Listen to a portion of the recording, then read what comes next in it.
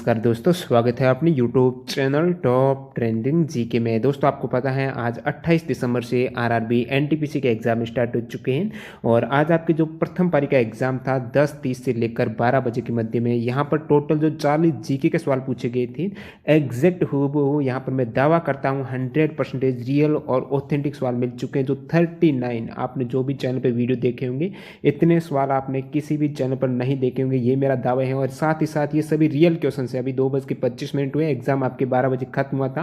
Video delay होने का कारण यही है कि रियल क्वेश्चन मिलने में समय लग जाता है। बहुत से कैंडिडेट है जो टेलीग्राम से जुड़े हुए हैं, उन्होंने सारे क्वेश्चन कंफर्म किए हैं और आप में से बहुत से कैंडिडेट है जो टेलीग्राम से जुड़े हुए वो फेक क्वेश्चन भी भेजते, तो उनको वेरीफाई करना पड़ता है कॉल पर। यहाँ पर अनिल कुमार से मेरी हाफ एन आवर बात हुई है, तो इसकी मैं रिकॉर्डिंग भी बात डाल दूंगा टेलीग्राम पर। उनका एडमिट कार्ड भी आज एग्जाम था, तो इस भाई ने सभी क्वेश्चन रियल बताए हैं। बाकी सभी भाइयों ने यहाँ पर अरुण कुमार है, प्रियंका, राजेश सैनी, अतुल कुमार, प्रिंकी यादव, नेहा ने रियल और ऑथेंटिक सवाल भेजे हैं। इनका बहुत बहुत धन्यवाद। आप भी अपने सेट में पूछे गए सवाल भेज सकते हो। इसके लिए आपको टेलीग्राम से जुड़ना होगा। इसकी पीडीएफ फाइल आपको फर्स्ट प्लस सेकंड 2 शिफ्ट में जो एग्जाम है वो टेलीग्राम चैनल पर जल्दी डाल दी जाएगी। जब भी आपका सेकंड शिफ्ट का एग्जाम हो जाएगा तो टेलीग्राम चैनल से जरूर जुड़ जाना। बाकी जो भी आने वाले शिफ्ट में कैंडिडेट का एग्जाम है, आप इस चैनल पर जो भी सवाल मिलेंगे वो 100% रियल और ऑथेंटिक मिलेंगे और इसका प्रूफ मैं टेलीग्राम पर डाल दूंगा। दोस्तों जो रिकॉर्डिंग है, एडमिट कार्ड है, सारे के सारे रियल क्वेश्चन है। या फिर आप कमेंट सेक्शन में देख सकते हो, जिन भी कैंडिडेट का एग्जाम था वो कमेंट कर देना कि सारे सवाल रियल पूछे गए या फिर नहीं पूछे गए, ताकि और आने वाले सेट में जिन भी कैंडिडेट का एग्जाम है वो चैनल पर नहीं जुड़े हुए हैं उनको विश्वास नहीं, तो वहां से विश्वास हो जाएगा। बाकी जो पहले से जुड़े हुए हैं उनको पक्का विश्वास है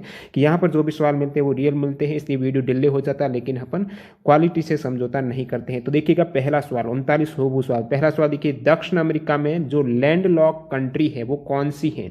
लैंड लॉक का मतलब स्थलरुद्ध देश। अब स्थलरुद्ध देश का मतलब चारों ओर से सिर्फ स्थल से घिरा देश को स्थलरुद्ध देश कहा जाता है, जैसे कि अफगानिस्तान हो जाएगा। तो इसमें आपकी दक्षिण अमेरिका का पूछा है। टोटल विश्व में 47 स्थलरुद्ध यानी लैंड लॉक देश हो जाएंगे। दक्षिण अफ्रीका के 2 देश हैं, एक तो पैराग्वे और बोलिविया, जो कि दोनों ऑप्शन में थे, करेक्ट हो जाएंगे। पैराग्वे और बोलिविया दोनों ही लैंड लॉक कंट्री है दक्षिण अमेरिका की। सभी सवाल अपन एक्स्ट्रा फैक्ट से देखने वाले हैं, आने वाले एग्जाम के लिए इंपोर्टेंट हो जाते हैं। तो प्रमुख महाद्वीप की बात करूं तो उत्तरी अमेरिका और ऑस्ट्रेलिया के अंदर कोई भी स्थलरुद्ध देश नहीं है, ये भी इंपोर्टेंट फैक्ट है। नेक्स्ट में देखिएगा, सवाल है बैंक ऑफ बड़ौदा के साथ किन बैंकों का विलय हुआ? हाल ही में जो एसएससी के आपके एग्जाम हो रहे थे तो मैंने बताया था कि जो बैंकों के विलय से 100% आने वाले शिफ्टों में क्वेश्चन आएगा। आज यहाँ पर पूछ लिया एनटीपीसी में। जो यहाँ पे करंट अफेयर्स के सवाल पूछे जा रहे हैं, ज्यादातर सवाल 2019 के और 20 के भी सवाल आ रहे हैं, तो अप्रैल से पहले के आ रहे हैं। 4 से 5 सवाल हैं जो पूछे जा रहे हैं करंट अफेयर्स के। तो बैंक ऑफ बड़ौदा का जो मर्ज हुआ था वो आपको पता है 1 अप्रैल 2019 को हुआ था। उसके साथ देना और विजया बैंक, इन दोनों का विलय हो गया है बैंक ऑफ बड़ौदा के साथ।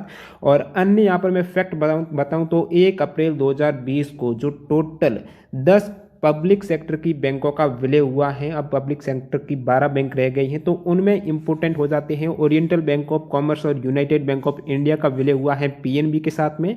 सिंडिकेट बैंक का केनरा बैंक की, आंध्रा बैंक और कॉर्पोरेशन बैंक का यूनियन बैंक ऑफ इंडिया के साथ में। इलाहाबाद बैंक का विलय इंडियन बैंक में हुआ है।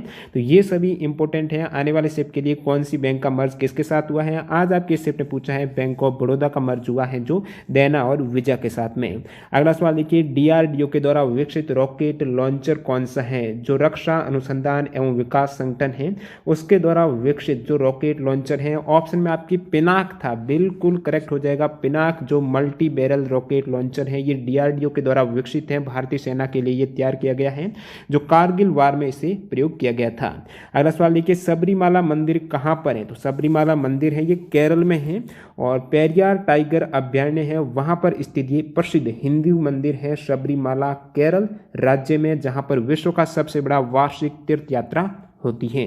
कुडनकुलम नाभिकीय विद्युत परियोजना कहां पर है? कुडनकुलम नाभिकीय विद्युत परियोजना दोस्तों तमिलनाडु में है। ये लार्जेस्ट न्यूक्लियर पावर स्टेशन है भारत में, जिसका कंस्ट्रक्शन स्टार्ट हुआ था 31 मार्च 2002 को। तो ये कुडनकुलम तमिलनाडु में। उबंटू क्या है? कंप्यूटर की बात करें तो 3 सवाल आज आपके पूछे गए हैं, उबंटू क्या है, और 40 में से 39 मिले हैं। एक कौन सा सवाल है? यदि आप में से किसी भी कैंडिडेट को पता है जिनका एग्जाम था वो कमेंट करके बता देना, मैं सेकंड सेट में उसको शामिल कर दूंगा। तो देखिए उबंटू की बात करें तो ऑपरेटिंग सिस्टम है, जैसे विंडो हो गया उसकी तरफ से उबंटू भी विंडो की तरह एक ऑपरेटिंग सिस्टम हो जाएगा, जो एक ओपन सोर्स ऑपरेटिंग सिस्टम है। ये लॉन्च हुआ था 20 अक्टूबर 2004 को और डेबियन लिनक्स के कोड के बेस पर बनाया गया है। उबंटू को डेवलप किया उस कंपनी का नाम है दोस्तों कैनोनिकल। नेक्स्ट में देखिए कौन सा स्थल दिल्ली में नहीं है, जो 4 ऑप्शन थे उसमें एक बुलंद दरवाजा भी था, तो आपको पता है बुलंद दरवाजा दिल्ली में न होकर यूपी के फतेहपुर सीकरी में है। विश्व पर्यावरण दिवस 2020 की थीम क्या है ये आपको पूछा है, तो वर्ल्ड एनवायरनमेंट डे 2020 की जो थीम है वो है दोस्तों जैव विविधता, क्या है बायोडाइवर्सिटी हो जाएगी। और विश्व पर्यावरण दिवस मनाया जाता है 5 जून को 1974 में प्रथम बार मनाया गया था। पानीपत का दूसरा युद्ध किनके मध्य हुआ है ये आपकी पूछा है, तो पानीपत का जो प्रथम युद्ध हुआ था बाबर और इब्राहिम लोदी के मध्य 1526 में। आपके सेकंड पूछा है तो ये हुआ था बैरम खां जो अकबर और हेमू के मध्य हुआ था। एक तरीके से बैरम खां जो अकबर के सेनापति और हेमू के थे आदिल शाह सुर का सेनापति था हेमू। अकबर और हेमू के मध्य हुआ है। द्वितीय युद्ध 5 नवंबर 1556 को और तृतीय हुआ है 1761 को मराठा और अहमद शाह अब्दाली के मध्य। आपके सेकंड पूछा है 1556 वाला अकबर हेमू के मध्य। कंप्यूटर का मस्तिष्क, तो कंप्यूटर का उबंटू हो गया और फिर ये मस्तिष्क है, एक आपकी यूआरएल से पूछा हुआ सवाल है। तो कंप्यूटर का मस्तिष्क किसे कहा जाता है, तो CPU is the brain of computer. क्या हो जाएगा, ये हो जाएगा सीपीयू सेंट्रल प्रोसेसिंग यूनिट। खेलो इंडिया यूथ गेम्स 2020 कहां पर हुए हैं, तो ये गुवाहाटी में हुए हैं, असम गुवाहाटी में हुए हैं। 10 से 22 जनवरी 2020 खेलो इंडिया यूथ गेम्स आयोजित हुए हैं। आपको पता होना चाहिए खेलो इंडिया यूथ गेम्स की शुरुआत 2018 में दिल्ली में हुए थे प्रथम खेलो इंडिया यूथ गेम्स, उसके बाद सेकंड हुए थे पुणे महाराष्ट्र में, और यहाँ पर तीसरा जो एडिशन था 2020 में जो गुवाहाटी असम में हुआ है। तो ये जनवरी से एक तरीके से करंट अफेयर्स है 2020 का। इसमें प्रथम रैंक रही है खेलो इंडिया यूथ गेम्स में महाराष्ट्र की, सेकंड हरियाणा की, थर्ड दिल्ली की रही है। 2019 में भी यही कंडीशन थी। अगला सवाल देखिए सुकन्या समृद्धि योजना किससे संबंधित है, तो ये बेटियों के लिए है, केंद्र सरकार की एक बचत योजना है जो कि कौन सी स्कीम के तहत लॉन्च की गई, तो बेटी बचाओ बेटी पढ़ाओ स्कीम के तहत है। बेटियों के लिए केंद्र सरकार की एक बचत योजना है। इसमें आपको ब्याज मिलता है जो कि 18 साल से कम उम्र की जो भी बच्चियां हैं, तो सुकन्या समृद्धि योजना खाते में 18 साल के कम उम्र के बच्चों की उच्च शिक्षा के लिए खर्च के मामले में 50% तक रकम निकाली जा सकती है। 18 साल की उम्र के बाद निकाली जा सकती है। और इसमें जो इन्वेस्ट किया जाता है वो 10 साल से पहले की जो जन्म लेने वाली गर्ल चाइल्ड हैं उनको कम से कम 250 रुपये को जमा करके खाता खोलना पड़ता है। तो कम से कम खाता खोलने की रकम है वो 250 रुपये है। यूआरएल की फुल फॉर्म आपको पूछिए तो यूनिफॉर्म रिसोर्स लोकेटर हो जाएगी। नेक्स्ट में देखिए कौन से राज्य 7 सिस्टम में नहीं है, तो 7 बहनें कौन सी है जो पूर्वोत्तर राज्य, तो एटीएम आना मम्मी, एटीएम आना मम्मी यानी असम, त्रिपुरा, मेघालय, फिर आना यानी अरुणाचल प्रदेश, ना नागालैंड, मम्मी मणिपुर, मिजोरम। एटीएम आना मम्मी 7 सिस्टर हो जाएगी। पूछा था कौन सा नहीं है, इसके अतिरिक्त जो भी ऑप्शन में था बिल्कुल करेक्ट हो जाएगा। नेक्स्ट में देखिए पट्टचित्र चित्रकला शैली किस राज्य की है, तो पट्टचित्र है ओडिशा की। हिंदू देवी देवताओं को दर्शाया जाता है। पट्ट का मतलब हो जाएगा कपड़ा। वंदे भारत एक्सप्रेस किन स्टेशनों के मध्य चली है, तो वंदे भारत एक्सप्रेस को ट्रेन 18 नाम से जाना जाता है। ये दिल्ली से वाराणसी के मध्य चलती है। इनके मध्य स्टेशन आ जाते हैं जहां पर रुकती है कानपुर और इलाहाबाद।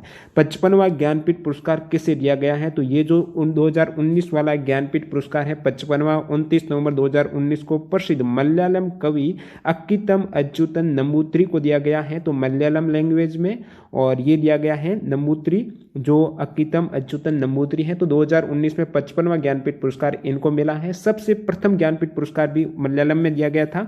1965 में प्रथम ज्ञानपीठ पुरस्कार दिया गया था। इंपॉर्टेंट फैक्ट है जी शंकर कुरूप को दिया गया था। और ये जो पुरस्कार दिया जाता है 8वीं अनुसूची में शामिल जो भारतीय भाषा है इसके साथ साथ अब अंग्रेजी में भी ये दिया गया है। 2018 में आपको पता है इंग्लिश में मिला था।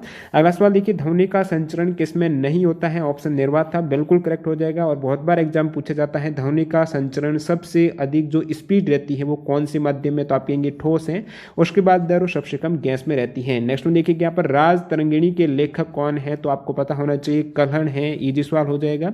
तो ये काफ़ी मॉडरेट नहीं थी। स्टूडेंट ने जिन्होंने मेरे को कॉल किया था उन्होंने बताया कि 90 सवाल उन्होंने अटेम्प्ट किए हैं, मतलब 85 से 90 ऐसे क्वेश्चन हैं वो अटेम्प्ट कर पा रहे हैं। स्टूडेंट हैं, ज़्यादा कोई दिक्कत नहीं हो रही है। जीके के सवाल हैं वो नए सवाल नहीं पूछे गए हैं, प्रीवियस सवाल ही पूछे जा रहे हैं। राज तरंगिणी के लेखक पूछा है तो कल्हण हो जाएगा। और अगला सवाल देखिए पृथ्वी पर किस पिंड का द्रव्यमान 80 किलोग्राम है, तो चंद्रमा पर कितना होगा। मतलब द्रव्यमान का 80 नहीं, वहां पर 60 दिया गया था, ओके।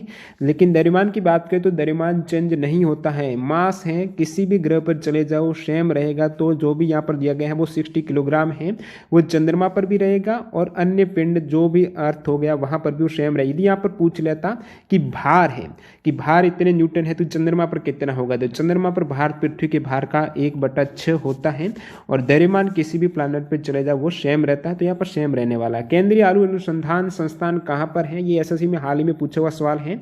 तो एसएससी की प्रीवियस ईयर क्वेश्चन पेपर है वो टेलीग्राम चैनल पे अवेलेबल है, उसकी पीडीएफ फाइल फ्री में आप डाउनलोड कर सकते हो। टेलीग्राम से जरूर जुड़ जाना, लिंक डिस्क्रिप्शन बॉक्स में इसकी पीडीएफ फाइल भी वहां मिल जाती है। केंद्रीय आलू अनुसंधान संस्थान है, ये शिमला में है। और अन्य जो अनुसंधान संस्थान जहां से अक्सर सवाल पूछे जाते हैं उसमें केंद्रीय चावल अनुसंधान संस्थान कटक में, केंद्रीय वन अनुसंधान संस्थान देहरादून में, भारतीय कृषि अनुसंधान संस्थान नई दिल्ली में, केंद्रीय वनस्पति अनुसंधान संस्थान लखनऊ में है। आपने पूछा था आलू का, जो कि हो जाएगा शिमला में। नेक्स्ट में देखिए, पदार्थ की मात्रा का ऐसा यूनिट कौन सा है, मोल हो जाएगा। विषाणु जनित रोग कौन सा, ये आपके पूछा है, तो ऑप्शन में आपके दिया गया था चेचक। वैसे बहुत से विषाणु वायरस जनित रोग है, लेकिन ऑप्शन में ये आपके स्मॉल पॉक्स चेचक दिया गया था, जो एक विषाणु जनित रोग थे, आपको करेक्ट करना था वहां पर चेचक। और बहुत बार एग्जाम पूछा जाता है चेचक के टीके का आविष्कार किसने किया था, एडवर्ड जेनर ने किया था 1976 में। अब देखिए ये जो सवाल पूछा गया था वायरस जनित रोग कौन सा था, आपको पता होना चाहिए वायरस जनित रोग है कौन सी। तो उसकी एक ट्रिक देख लीजिए, बहुत बार आपने देखा भी होगा, रेखा हमें हिट करके पोएचे छोड़ गई, तो रेखा यानी रेबीज हो जाएगा, खा यानी खचरा है, हर्पिस हो गया, हिट करके पोएचे। यदि आपको ये ट्रिक पता थी, चेचे आपके ऑटोमेटिकली आ जाता दिमाग में चेचक। तो ये सभी आप बीमारी देख सकते हो जो ट्रिक के माध्यम से प्रथम लेटर है वो बिलोंग करता है। अगला सवाल देखिएगा, कौन सी महारत्न कंपनी है, तो रेलवे नेट टीसीएस ने, ये बहुत से एग्जाम में महारत्न, मिनी रत्न, नवरत्न कंपनियों से सवाल पूछे, तो जरूर एग्जाम में देख के जाना। जो भी महारत्न आपको पता है टोटल 10 हैं, फिर नवरत्न की बात करें तो टोटल शायद 14 हैं। तो कौन सी महारत्न कंपनी है, तो इसमें ऑप्शन में कोल इंडिया लिमिटेड था, बिल्कुल करेक्ट हो जाएगा। उसके अतिरिक्त जो ऑप्शन में थे वो महारत्न नहीं थी, कोल इंडिया थी, करेक्ट है। बाकी जो टोटल 10 महारत्न कंपनियां वो मैं आपको बता देता हूं। तो भारत हेवी इलेक्ट्रिकल लिमिटेड है, भारत पेट्रोलियम कॉर्पोरेशन लिमिटेड है, कोल इंडिया लिमिटेड है, गेल लिमिटेड है, हिंदुस्तान पेट्रोलियम कॉर्पोरेशन लिमिटेड हो जाएगी, इंडियन ऑयल कॉर्पोरेशन लिमिटेड है, एनटीपीसी हो जाएगी, तेल और प्राकृतिक गैस लिमिटेड है, फिर power grid corporation of India limited है, स्टील अथॉरिटी ऑफ इंडिया है। तो टोटल ये 10 जो भारत की महारत्न कंपनियां हैं, इससे आपके पूछा कौन सी हैं। बाकी 14 नवरत्न कंपनियां हैं। दांडी स्थान गुजरात के किस जिले में है। और बाद में एक स्टूडेंट ये भी बताए गांधी जी ने नमक कानून मार्च कहां से शुरू किया गया था, लेकिन ज्यादातर ये बता रहे कि दांडी स्थान गुजरात के किस जिले में है, तो आपको पता होना चाहिए ये जो जिला है नवसारी, नवसारी डिस्ट्रिक्ट गुजरात है। तो नमक कानून से जो दांडी यात्रा है रिलेट करती है, तो उनसे सवाल पूछा है। दांडी स्थान हो जाएगा नवसारी गुजरात में, जो कि 12 मार्च 1930 में महात्मा गांधी ने अहमदाबाद के पास स्थित साबरमती आश्रम से दांडी गांव तक, तो अहमदाबाद साबरमती आश्रम से दांडी गांव जो कि नवसारी में है, और जलालपुर तालुका हो जाएगी, वहां से ये दांडी संबंध है, वो गांव हो जाएगा नवसारी डिस्ट्रिक्ट से। और यहाँ पर दांडी मार्च वो खत्म हुआ था अहमदाबाद साबरमती से लेकर दांडी तक है, जो 24 दिन पैदल मार्च था। अगला सवाल देखिए, गोबी मरुस्थल किस देश में है, तो ऑप्शन में मंगोलिया था, करेक्ट हो जाएगा। इसके अतिरिक्त चाइना में भी है, चाइना और मंगोलिया में। प्रार्थना समाज के संस्थापक कौन है, तो आत्मारंग पांडुरंग करेक्ट हो जाएगा। भारत के सबसे युवा राष्ट्रपति कौन थे, तो नीलम संजीव रेड्डी, ये 25 जुलाई 1977 को बने थे युवा राष्ट्रपति। आप देखेंगे यहाँ पर 64 वर्ष की उम्र में युवा राष्ट्रपति हैं, कैसे, मतलब 64 वर्ष से पहले तो कोई राष्ट्रपति बना ही नहीं उम्र में। तो ये भारत के सबसे युवा राष्ट्रपति हैं, नीलम संजीव रेड्डी है। 64 वर्ष की उम्र में नीलम संजीव रेड्डी भारत के 6ठे राष्ट्रपति बने थे। अब मैं आपको बताऊं भारत के सबसे युवा प्रधानमंत्री कौन बने हैं, तो वो है प्राइम मिनिस्टर जो युवा थे, राजीव गांधी, 40 वर्ष की उम्र में बने थे। कौन सा देश बिम्स्टेक का सदस्य नहीं है, बिम्स्टेक का मतलब जो बंगाल की खाड़ी वाला बहुक्षेत्रीय तकनीकी और आर्थिक सहयोग उपक्रम है, तो बे ऑफ बंगाल, ये आपको फुल फॉर्म देख सकते हो एग्जाम में आ जाए तो। और बिम्स्टेक में जो मेंबर देश हैं ये हो जाएंगे आपके, कौन सा नहीं है, तो ये तो आपको याद में रखना है, ये याद होगा ऑटोमेटिकली, आप उसको अलग कर देंगे। Bangladesh, Bhutan, India, Myanmar, Nepal, Sri Lanka, Thailand. कौन से देश है, बांग्लादेश, भूटान, इंडिया, म्यांमार, नेपाल, श्रीलंका और थाईलैंड है बिम्स्टेक के सदस्य देश हैं। इसकी स्थापना 6 जून 1997 को हुई थी। जोजिला दर्रा कहाँ पर है? कुछ स्टूडेंट बता रहे हैं कि श्रीनगर लेह को जोड़ने वाला दर्रा कौन सा है? दोनों में से जो भी था ये एक ही सवाल है, इसका आंसर ये हो जाएगा श्रीनगर लेह। तो जोजिला दर्रे की बात करें तो ये राष्ट्रीय राजमार्ग एक श्रीनगर और लेह के बीच इस दर्रे को पार करता है। तो श्रीनगर और लेह को कनेक्ट करने वाला दर्रा कौन सा? जोजिला दर्रा है, जो कि लद्दाख क्षेत्र के हिमालय में स्थित है। अगला सवाल देखिए यहाँ पर क्वेश्चन नंबर 31, अंतर्राष्ट्रीय न्यायालय का मुख्यालय कहाँ पर है? इजी सवाल हो जाएगा, सभी को पता होगा, हेग नीदरलैंड में है, शांति पैलेस वहां पर। अंतर्राष्ट्रीय न्यायालय का हेडक्वार्टर स्थापना 1945 में हुई थी। बहुत बार पूछा जाता है जज की टर्म क्या रहती है अंतर्राष्ट्रीय न्यायालय में? तो 9 वर्ष है। नेक्स्ट देखिए, मॉम जो मार्स ऑर्बिटर मिशन था या फिर इसे मंगलयान भी बोलते हैं, ये लॉन्च कब हुआ था? लॉन्च डेट पूछी तो 2013 में हुआ था, 5 नवंबर 2013 में। कौन सा रॉकेट से हुआ था? तो ये polar satellite launching vehicle XLC-25 PSLV XLC-25 से लॉन्च हुआ था। कहाँ पर हुआ था? तो ये हुआ था श्री हरिकोटा, जो छत्तीस धवन है आंध्र प्रदेश में, इसकी लॉन्च साइट। संसद में पर्यावरण रक्षा अधिनियम कब पारित हुआ था? तो जो पर्यावरण रक्षा अधिनियम है, एनवायरमेंट प्रोटेक्शन एक्ट है, ये 1986 में पारित हुआ था। तो 1986 में हुआ था पर्यावरण रक्षा अधिनियम। खालसा पंथ की स्थापना सभी को पता होगा, गुरु गोविंद सिंह ने की थी 1699 में बैसाखी के पर्व पर। सहजीवी पौधा कौन सा है? तो सहजीवी पौधे की बात करें तो ऑप्शन में लाइकेन दिया गया था, बिल्कुल करेक्ट हो जाएगा। सहजीवी पौधे का मतलब हो जाएगा जो एक साथ रहते हैं और एक दूसरे को आश्रय और पोषक तत्व साझा करते हैं एक दूसरे को, और ये बोला जाता है, इसे सहजीवन भी बोला जाता है। जैसे लाइकेन में हो जाएगा शैवाल और फंगी एक साथ रहते हैं और पोषक तत्वों को एक दूसरे को आदान प्रदान साझा करते हैं। अगला सवाल देखिए, लोकसभा में अधिकतम सदस्य संख्या कितनी हो सकती है? 552 हो सकती है। अभी के सिनेरियो की बात करूं तो 530 सदस्य हैं, वो राज्यों के प्रतिनिधित्व करते हैं, और 20 सदस्य हैं यूटी केंद्र शासित प्रदेशों के करते हैं। अब जो 2 एंग्लो इंडियन थे 550 तो ये हो जाएंगे, प्लस 2 एंग्लो इंडियन जो राष्ट्रपति नामित करते हैं, अब ये समाप्त कर दिए गए, तो अब तो 550। नेक्स्ट में देखिए, सेरिकल्चर है वो किससे संबंधित है? सेरिकल्चर हो जाएगी रेशम कीट के पालन का, सेरिकल्चर या रेशम कीट पालन कहलाता है। सबसे लंबी मुख्य भूमि की समुद्री तटरेखा किस राज्य की है? तो सबसे लंबी जो समुद्री तटरेखा है वो गुजरात की है। टोटल 9 राज्य समुद्री तटरेखा से टच होते हैं, उसमें सबसे लंबी गुजरात की 1214 किलोमीटर है, फिर महाराष्ट्र की। और मैं बात करूं सबसे कम समुद्री तटरेखा किसकी है, तो आप कहेंगे सबसे कम है गोवा की, 101 किलोमीटर है। सबसे ज्यादा किसकी है? गुजरात की है। तो ये क्रम भी देख सकते हो, गुजरात के बाद कौन से राज्य की हो जाती है, तो वो हो जाएगी तमिलनाडु की, फिर आंध्रा की हो जाएगी, इस प्रकार फिर महाराष्ट्र, केरल, कर्नाटक, और सबसे छोटी तटरेखा गोवा की हो गई। और यहाँ पर ये पूछ लें कि प्रायद्वीपीय भारत में सबसे लंबी तटरेखा वाला राज्य, तो वो आंध्र प्रदेश हो जाएगा। ये टर्म आ जाए प्रायद्वीपीय भारत में, जिसकी लंबाई 970 किलोमीटर है आंध्र प्रदेश की तटरेखा की। और बाकी भारतीय कुल स्थलीय सीमा आपको पता है 15,200, और भारत की मुख्य भूमि की तटीय लंबाई कितनी है? 6,100 है, और द्वीप को शामिल कर दे तो ये हो जाती है 7,516 किलोमीटर। अब देखिए अंतिम सवाल देखिए यहाँ पर, यूनाइटेड नेशन सिक्योरिटी काउंसिल कब स्थापित हुई? तो आप कहेंगे 1945